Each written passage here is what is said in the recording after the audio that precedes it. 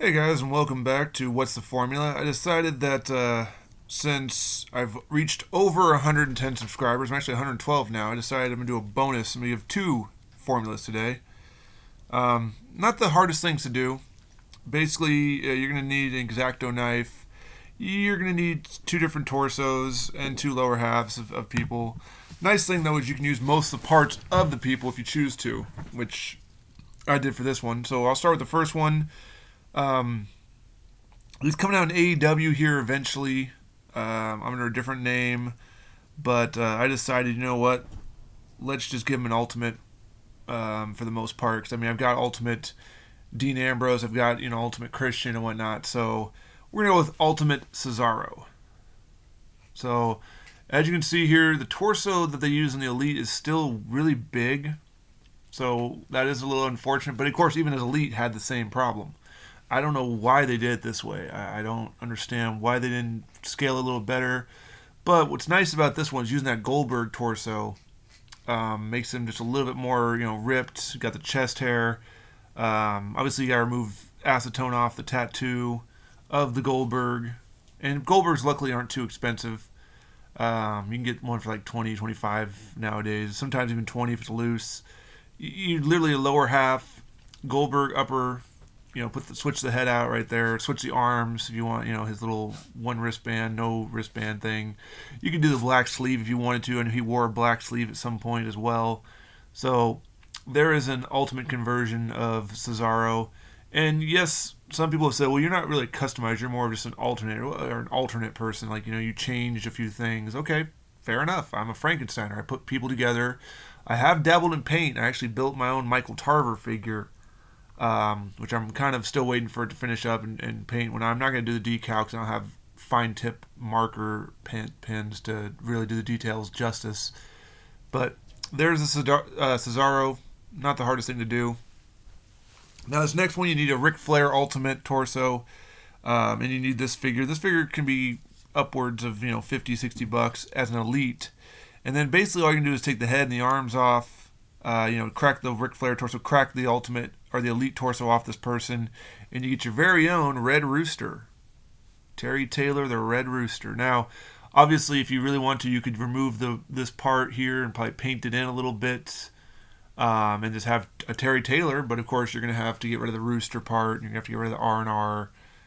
So obviously that's painting requirement, or you just take it all off there. But if you take this off and you get rid of that, and you get rid of this right here, or you can even keep the R&R for the heck of it. It doesn't really matter. You could have Terry Taylor.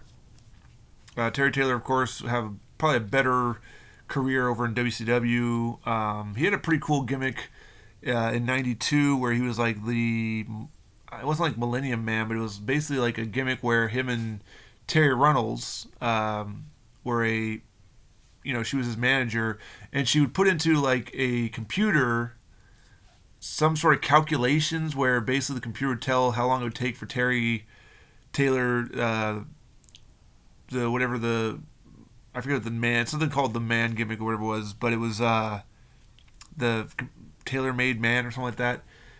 He put into the computer, she put into a computer, and it basically would say like he beats this opponent in 5 minutes and 22 seconds flat or something like that. Like it was like in the calculations, which was kind of a cool concept. I don't know why it didn't necessarily take off too much. I mean, obviously they couldn't time it to where it'd be that perfect. It'd be cool if they could have done something like that. I think if they'd gotten the calculations down, it'd been great. But I digress. Point is, you want a Red Rooster. You want, one of the famous, jobber.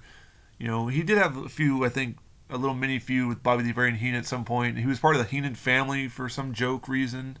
I think it was supposed to be like Heenan could make anybody champion, so they gave him Red Rooster and like good luck getting this guy over.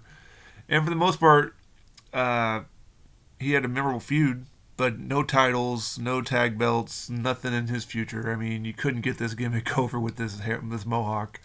Obviously, it got enough over to maybe immortalize an action figure form, and if you want to convert it an Elite into an Ultimate, now you have the formula. Ric Flair torso, butterfly joints, always a beautiful thing. And then really lower half, head, and the arms are just Ric Flair's because he came with the standard joint arms. These are the double jointed arms, and it works perfectly. The skin tones match perfectly. Just a great overall. So thank you to the subscribers. Hopefully this is still picking up a little bit of steam. I've got still quite a few more people. I got a lot of people still in the wings. I'm waiting on their cloth attires to show up.